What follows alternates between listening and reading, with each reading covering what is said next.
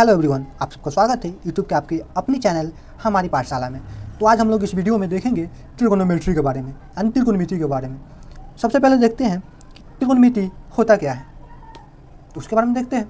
तो देखिए, त्रिकोणमिति जो होता है गणित का वह शाखा है, यानी कह सकते हैं जो त्रिकोणमिति है मैथमेटिक्स का वह ब्रांच है जिसमें त्रिभुज की भुजा और उसके कोनों के बीच क्या करता है, संबंध दर्शाता है।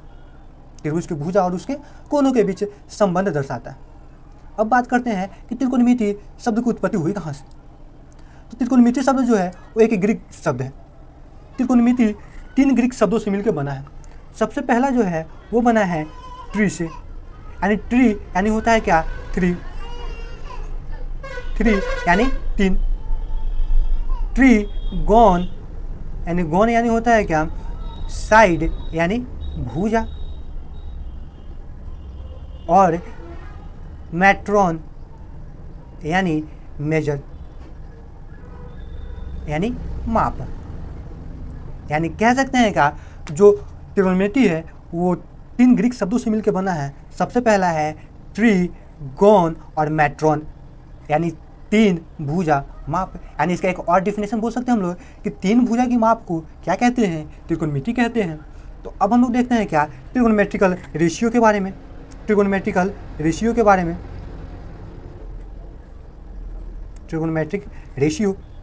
रेशियो होता क्या है उसके बारे में देखते हैं। और उससे पहले हम लोग देखते हैं, यानी त्रिकोणमिति का जनरली जितना भी प्रॉब्लम होता है या तो जितना भी क्वेश्चन होता है सब के सब बेसिस होते हैं राइट एंगल ट्रायंगल पे, यानी समकोण त्रिभुज पे आधारित होते हैं सब के सब क्वेश्चन। अब सबसे पहले देखते हैं कि समकोण त्रिभुज होता क्या है, यानी समकोण त्रिभुज पहचानेंगे कैसे। समकोण त्रिभुज पहचानने का सिंपल सा तरीका है, उसके दो भुजाओं के बीच 90 डिग्री का कोण बनता हो। क्या बनता हो, 2 भुजाओं के बीच 90 डिग्री का कोण बनता हो, उसे हम लोग कहते हैं राइट एंगल ट्रायंगल। यानी हम लोग कह सकते हैं समकोण त्रिभुज पहचानेंगे कैसे, तो समकोण त्रिभुज के 2 भुजाओं के बीच 90 डिग्री का कोण बनता है, उसे समकोण त्रिभुज कहते हैं। और जो बचा वो एक न्यून कोण होता है, यानी ये कह सकते हैं ये और ये जो होगा न्यून कोण होता है। अब न्यून कोण किसे कहते हैं, आइए आपने पढ़ा होगा। न्यून कोण यानी 90 डिग्री से जो भी छोटा कोण बनता हो, जितना भी बने, ये नहीं वैल्यू रखता है कि कितना बना, हाँ जो 90 डिग्री से छोटा हो, या तो 75 हो, 70 हो, 80 हो, कितना भी हो, लेकिन कितना होना चाहिए, 90 डिग्री से छोटा हो, उसे कहते हैं न्यून कोण। हम लोग मान लेते हैं ये हो गया ए, ये हो गया बी और ये हो गया हमारा क्या, सी।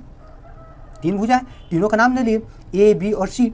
अब यहाँ पे जो देख रहे हैं, जो बी है वो 90 डिग्री कोण बन रहा है एंगल बी पे। अब तो ए बचा और सी बचा, तो यही दोनों न्यून कोण होगा। अब इन्हीं दोनों के मिलने से 90 डिग्री का कोण बनेगा, क्योंकि हम लोग जानते हैं जो त्रिभुज होता है उनके तीनों भुजाओं का योग कितना के बराबर होता है, 180 डिग्री के बराबर होता है। तो एक तो 90 डिग्री बन गया, एक और बनेगा कुछ, यहाँ पे ले लेते हैं थीटा डिग्री। तो ये कोण कितना डिग्री का होगा, 180, यानी पूरा होता है 180 डिग्री का, एक 90 डिग्री का हो गया और एक थीटा डिग्री। यानी कह सकते हैं कि 90 प्लस में थीटा, यानी 180 में से इन दोनों को घटाने के बाद जितना भी बचेगा ये हो जाएगा एंगल सी का वैल्यू। अब यहाँ पे देखते हैं क्या, अब एंगल थीटा मान लिए, एंगल ए को थीटा माने। तब एंगल ए को जब थीटा मानते हैं तो अब देखते हैं क्या कि जो थीटा के सामने हो, जो थीटा के एकदम ठीक सामने हो, उसे हम लोग कहते हैं परपेंडिकुलर यानी लंब। जो थीटा के सामने उसे हम लोग क्या कहते हैं, लंब। अब जो थीटा के जस्ट अपोजिट डायरेक्शन में हो, जो थीटा के अपोजिट डायरेक्शन में हो, उसे हम लोग कहते हैं बेस यानी आधार। और बचा जो, यानी एक और हम लोग कह सकते हैं, और जो बचा उसे क्या कह सकते हैं, हाइपोटेनस यानी कर्ण। या तो कर्ण का डिफिनेशन एक और हम लोग ले सकते हैं, हाइपोटेनस यानी कर्ण। अब यहाँ पे एक और हम लोग कह सकते हैं कर्ण का डिफिनेशन कैसे, कर्ण को पहचानेंगे कैसे, यानी कह सकते हैं कि समकोण त्रिभुज में जो सबसे लंबी भुजा हो, तो हम लोग देखेंगे बी से लेकर ए तक और सी से लेकर बी तक, इन दोनों भुजाओं से, ए से लेकर जो सी तक का भुजा है, इन दोनों भुजाओं से बड़ा है, उसे हम लोग कर्ण कहते हैं। अब हम लोग देखते हैं त्रिकोणमेट्रिकल रेशियो के बारे में। त्रिकोणमेट्रिकल रेशियो होता कितने प्रकार के हैं, तो त्रिकोणमेट्रिकल रेशियो जो है 6 प्रकार का होता है। सबसे पहला कौन सा होता है, sine, cos and tan. Sine, cos, tan. और होता है क्या, कॉसेक, सेक एंड कॉट। ये सब तो रेशियो के बारे में हो गया, त्रिकोणमेट्रिकल रेशियो के बारे में। अगर हम लोग इसी में हम लोग थीटा लेकर चलते हैं, साइन थीटा के लेकर चलते हैं, कॉस थीटा, टैन थीटा और कॉसेक थीटा और सेक थीटा और क्या, कॉट थीटा। अब बात करते हैं थीटा कहाँ से है, तो थीटा होता क्या है, तो थीटा को हम लोग जनरली अगर हम कह सकते हैं क्या कि दो भुजाओं के, एक तो ये भुजा हो गया और एक ये भुजा हो गया, एंड दो भुजाओं के बीच का जो भी वैल्यू होता है ना उसी को हम लोग थीटा से इंडिकेट करते हैं यानी थीटा से सूचित करते हैं। अब यहाँ पे तो मेरा वैल्यू मेंशन किया नहीं कि वैल्यू है कितना, लेकिन कुछ ना कुछ तो वैल्यू होगा, हमें नहीं मालूम है तो इसलिए हम उसको थीटा मान लेते हैं। अब जब थीटा मान लिए तो अब हम लोग देखते हैं क्या जो थीटा है वो कितना डिग्री एंगल पे है, एंगल ए पे, यानी हम लिख सकते हैं क्या जो थीटा है मेरा एंगल ए के बराबर है, यही है। अब हम लोग देखते हैं यहाँ पे थीटा मेरा एंगल ए आ गया। अब ये भी पता है कि जो थीटा के सामने होता है उसे क्या कहते हैं परपेंडिकुलर यानी लंब, और जो थीटा के अपोजिट डायरेक्शन में होता है उसे हम लोग कहते हैं आधार, और जो बचा उसे कर्ण कहते हैं यानी हाइपोटेनस कहते हैं। अब साइन थीटा का फार्मूला क्या होता है, तो साइन थीटा का फार्मूला होता है परपेंडिकुलर अपॉन क्या हाइपोटेनस यानी लंब बटा में कर्ण, लंब यानी पी बटा में क्या एच।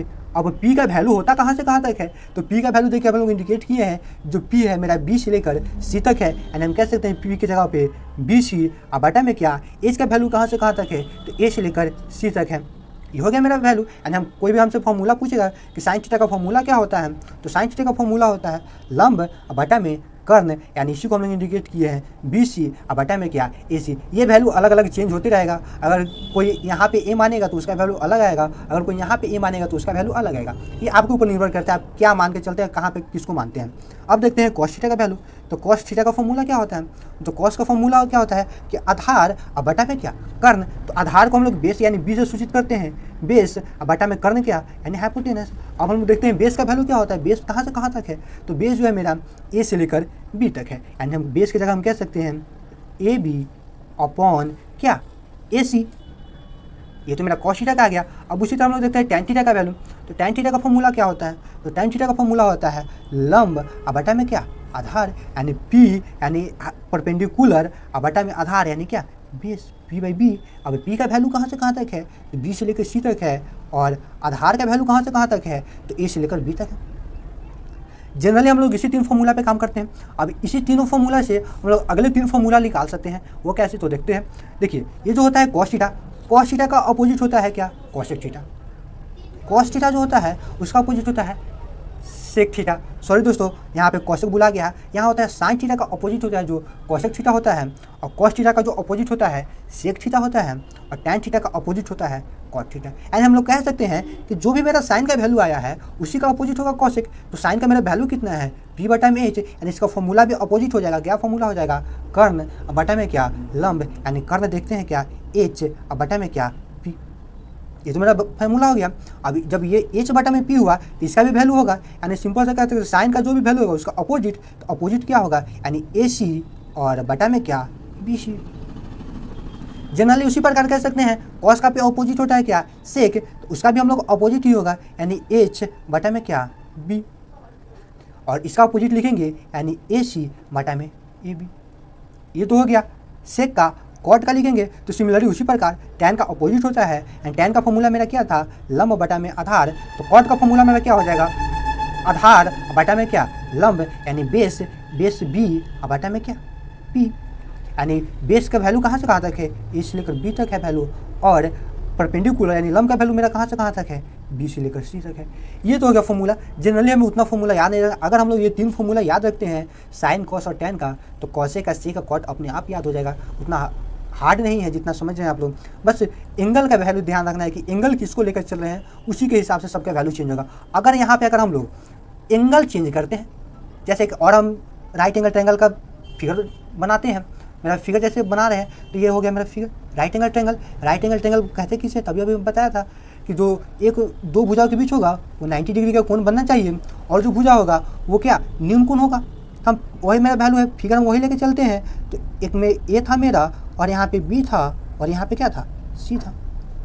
अब यहाँ पे हम एंगल ए लेकर चले थे, अब हम यहाँ पे अगर एंगल हम चेंज करते हैं तो एंगल चेंज कर देने थीटा का वैल्यू चेंज करते हैं। अभी अभी मैंने बताया था कि जो थीटा के सामने होता है वो काम करता है किसका परपेंडिकुलर का, यानी लंब का। तो अब जो थीटा के सामने होगा वो तो दूसरा हो जाएगा, यहाँ पे दूसरा था, लेकिन अब जो होगा वो तो लंब का काम कौन करेगा, यानी ए बी, यानी ये हो जाएगा पी। और जो होगा अब आधार का हम बात करते हैं, तो आधार मेरा कौन होगा ये हो जाएगा। आगे हम बताए थे जो थीटा का जो अपोजिट होगा वो काम करेगा बेस का, यानी ये आधार, और त्रिभुज की सबसे लंबी भुजा यानी कर्ण, यानी ये हाइपोटेनस का काम करेगा। अगर हम यहाँ पे थीटा इज इक्वल टू कितना लेकर चलते हैं, theta is equal to angle C.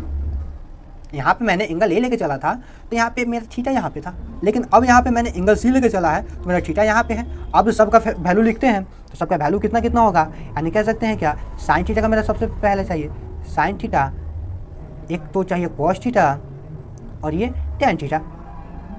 Generally मैंने बताया था इसी तीनों फॉर्मूला से आगे के 3 फॉर्मूला भी बनेगा। तो सबसे पहले हम साइन थीटा का फॉर्मूला देखते हैं। तो साइन थीटा का मेरा फॉर्मूला क्या था, फॉर्मूला सेम रहेगा, बस सबका वैल्यू चेंज होते चलेगा। तो फॉर्मूला मेरा क्या था साइन थीटा का, यानी फॉर्मूला था यानी लंब अब बटा में क्या कर्ण, यानी पी बटा में एच, यानी तो पी अब बटा में क्या एच हो गया।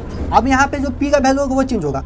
यहाँ पे मेरा पी का वैल्यू था क्या बी से लेकर सी तक, लेकिन यहाँ पे मेरा वैल्यू होगा पी का ए से लेकर बी तक, यानी हम कह सकेंगे ए बी अब बटा में क्या एच का वैल्यू ए सी या सी है, कुछ भी ले सकते हो, उससे मायने नहीं रखता।